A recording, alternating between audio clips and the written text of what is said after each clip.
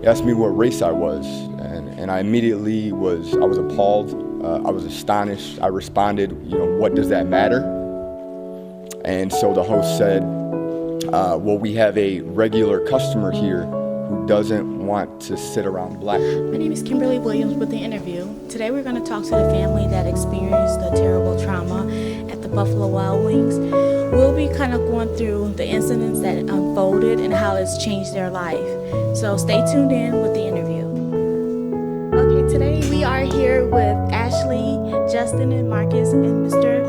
Kenan Lambert, Sr., who's going to be representing the family in an incident that happened on October 26th. And we're going to just talk about how this inspired a family, coaches of a basketball team, to come out and face some discrimination and something that happened at Buffalo Wild Wings. So we're going to just kind of go into that right now. Okay, first we're going to have Ashley speak to us to talk about what this meant to her and how it has affected her and just the incident that occurred. Ashley, do you want to tell us a little bit that what happened on that day? Yes, actually, the interactions were different because I was not the first person in. Justin was actually the first person in, so I probably want to start with him. Yeah, so the incident ended up having it at Buffalo Wild Wings, but that day was a day where we were with a large group of people. We had our kids out. They had basketball games that day, and Marcus and I coached these kids, and actually one of the kids, it was his birthday, so we played these basketball games, and then we went to a fun center for a birthday party, and then after that, we went to go eat at Buffalo Wild Wings with our group of 18. So we went to Buffalo Wild Wings. I was the first one to walk in the door and was greeted by the host and asked us how large our party was so they could get set up for it. So the host went to go set up for the party, and I realized that we had a few more people than I originally told the host. So I walked over to the table where the host was and let him know that we had a few more, and then walked back to the front.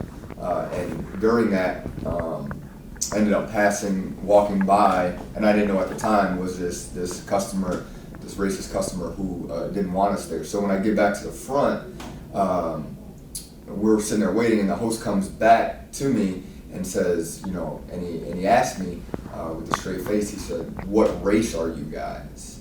We have a customer here who's a regular, who is a racist, and he doesn't want to sit around black people.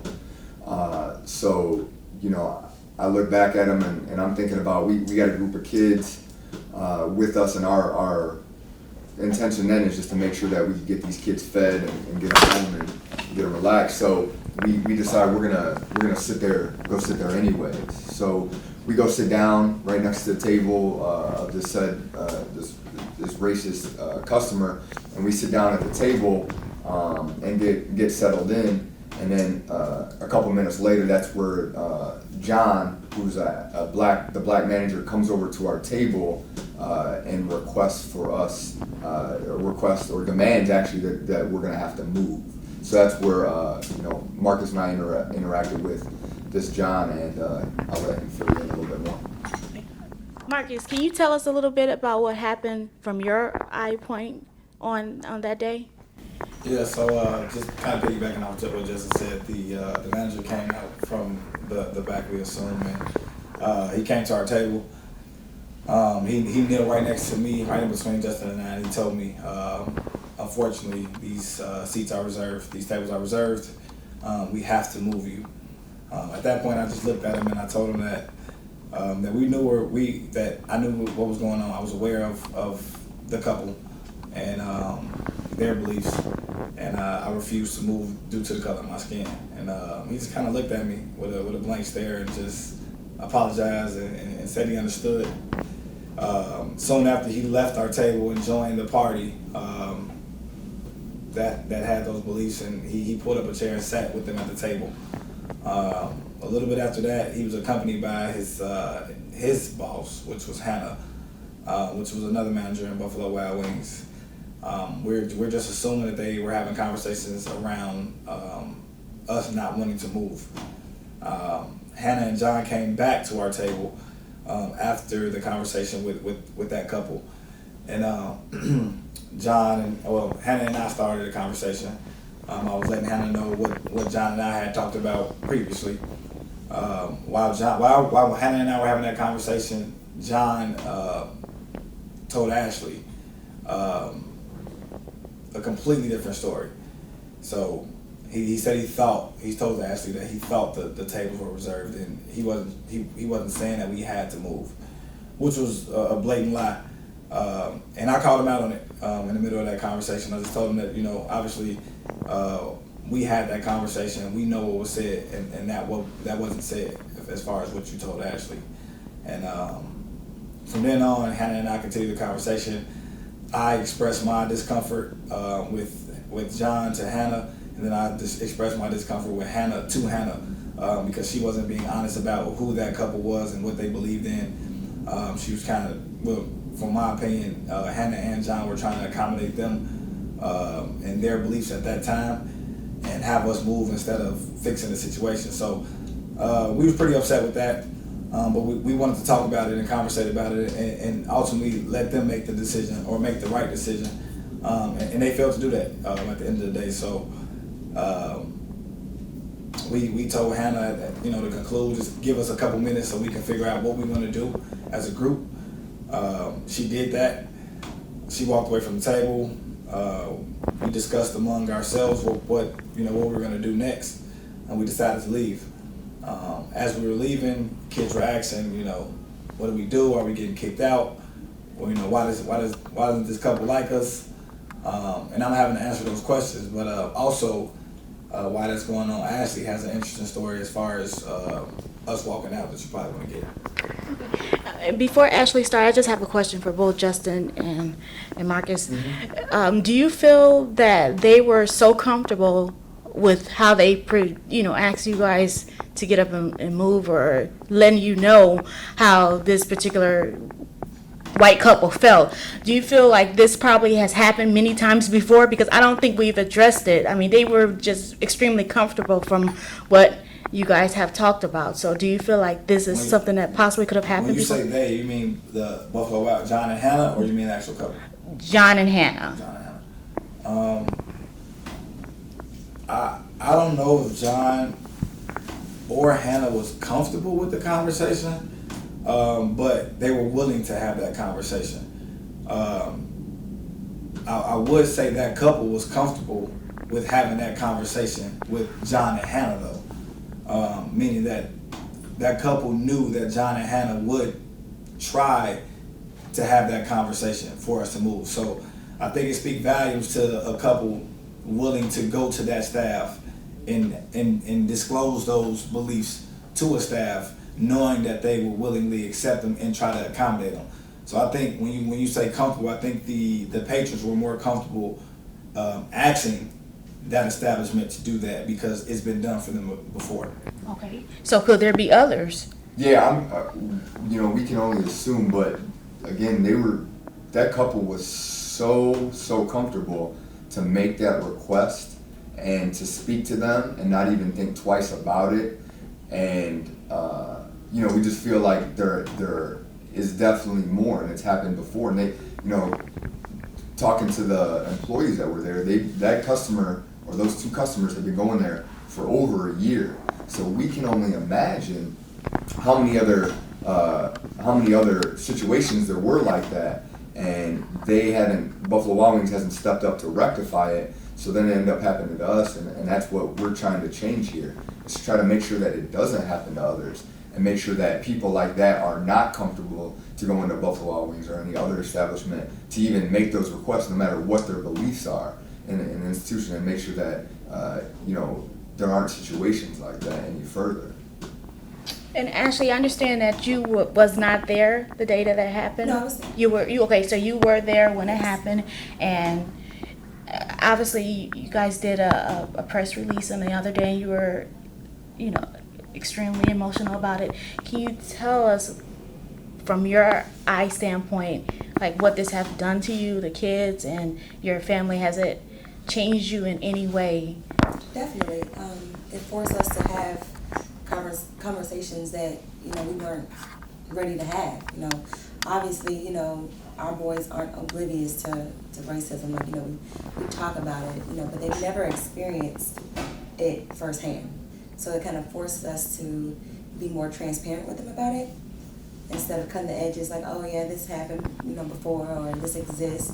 They felt it, you know, they seen it, they see it within us talking about it, and, you know, they're asking questions about it.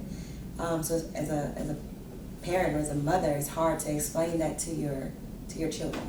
Can you tell us a little bit how that conversation went and how you feel that others, black women, black mothers, should have this conversation with their kids when this happened? Can you talk to us a little bit about that? Yeah, definitely, because just like me that night, like I didn't expect, you know, to have these conversations. So it's like maybe if we would have went in depth about it a little bit more, they would have, you know, they wouldn't feel so hurt about it. You know, not that you shouldn't feel that way, or, you know, I'm trying to push that off, like, you know, like it's okay, because it's not, right?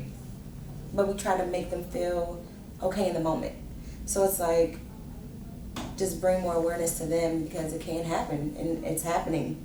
You know, we see it on TV like, oh, okay, you know, I feel bad that happened, but you never think that it's going to happen to you, right? So when it does, it's like, how do you explain it? It's hard to process. Right. So in processing it, do you think this is something that you're going to be able to get over in 24 hours, 48 hours? Would it? No, not at all, because no matter what, I'm still a black woman. I'm still, you know, raising black men. Their dad is black, so it's like that's their reality. Absolutely. And see, we want to humanize this thing because we are not seen as people that feel things. There's been a lot of debate online. There's been a lot of controversy going on with Buffalo Wild Wings, and people are just looking for a fall guy. And this is really not about a fall guy. This is about how U.S. citizens were made to feel at a Buffalo Wild Wings. So, Ashley, I would really, really like for you to tell us how the kids are doing, because we are concerned about them. They're asking questions, you know, questions that, you know, the normal 10-year-old or 6-year-old shouldn't be asking at this moment. They should be worried about school. So, you know, now we're having to send out emails to their teachers to like, oh, okay, if you see any different behavior, because we see what it's like when they're home, you know, and they're asking these questions and they're, you know, crying. My 10-year-old or my 6-year-old trying to understand like why his mommy's on TV, you know, and talking about these things, you know. They're trying to take it as best that I guess 10-year-olds and 6-year-olds would take it. I actually got a chance to get back to practice last night for the first time in a while since this happened, because I've been, you know, obviously deviated from that. But to have them in the gym last night again and be in the atmosphere of basketball, and that's the thing about coaching and the game of basketball. It's an escape in some route, right? Because you know when we playing basketball, that's what we playing. But to see them escape from that reality and play amongst, you know, blacks, whites, Filipino, we got all races in my program. But to see them get between the lines and just compete and lose that for just a little bit was refreshing. But when the ball stops bouncing, you know, it's back to the same thing, and that's the most that tore me down a lot. So recapping practice last night, it was tough, because, you know, after we leave here, right, this community, this small village that we've built in practice in this facility, you step outside and they face reality all over again. They face October 26th all over again. But you know, like I said, to see them in that moment and be able to have that moment where you can be set free just for that hour and a half that we had that workout was refreshing to me. But it's tough, because you know you only can provide that hour and 30 minutes, and then after that it's right back to reality, right back to stepping outside of a school at a practice facility into this cold world that we lived in on October 26th, and they will probably continue to live in from now on, because that purity has been stripped away from them. Absolutely. Okay, Mr. Kenan Lambert Sr., can we have you just talk about who you are and how you're representing the family? Sure. So my name is Kenan Lambert Sr., and I am an attorney here in Chicagoland area.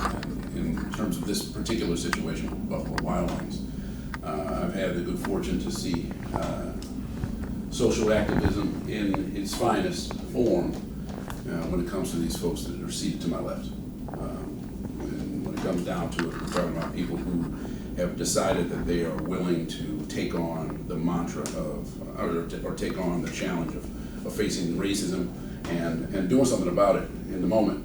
And so not only are they heroes in my mind, I also think that they're to be commended. They're really showing their children and our community at large what it is to stand up. So I would say that's what I would say. Do you feel like we should be concerned about any enduring trauma that this may have on the kids and also the family? I mean, this is a horrible situation that obviously is going to end up resulting in traumatic experiences that will last for long periods of time. This is not going away, and it's unfortunately something that they didn't ask for, and they're going to have to live with for the rest of their lives. The kids, it's one of those things where, and I know Marcus mentions this a lot. The kids on the 25th of October never worried about what it was like when they walked into a restaurant. On the 27th, now they, for the rest of their lives, will have to wonder, am I going to get mistreated? Am I going to be asked to leave? Am I going to be asked to move because I don't look the quote-unquote right way? Their whole world has been altered by this whole situation. And, the fact that their parents are now having to explain to them things that are unexplainable isn't fair. It just isn't fair. That's right. That's right. Well, I just want to thank everyone for coming and speaking with me on Channel 17, the interview. We really appreciate you taking time to talk with us, and we're so sorry that this happened to you.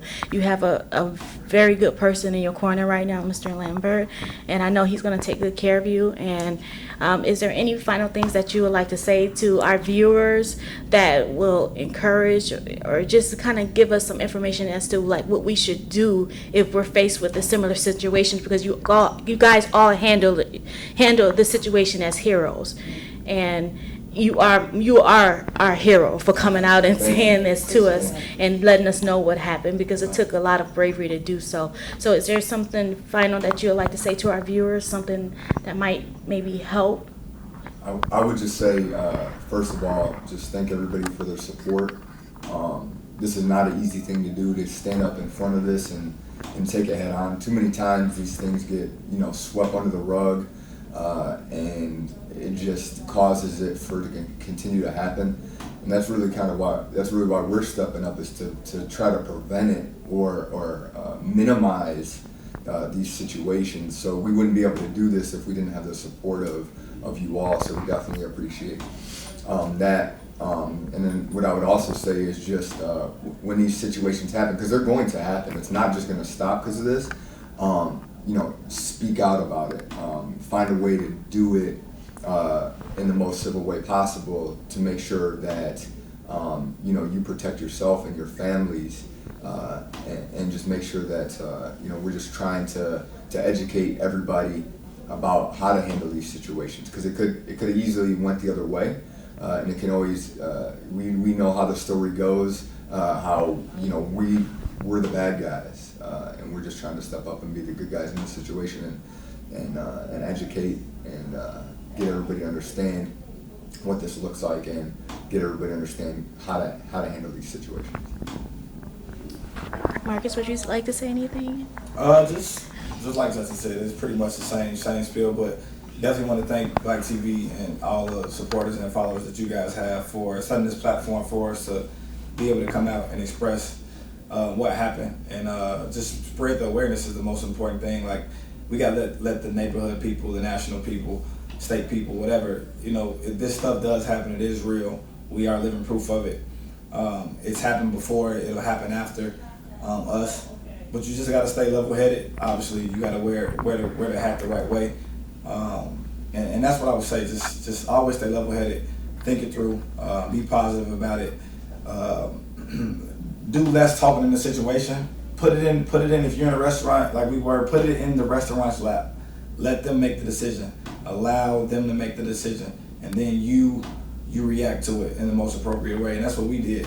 Also with the kids, it's the same thing. Like, you know, we set the foundation and the path for them going forward, and we have to be role models as black men raising black children. So, like I said, just going back to that level-headed and being consistent throughout the message is the most important thing.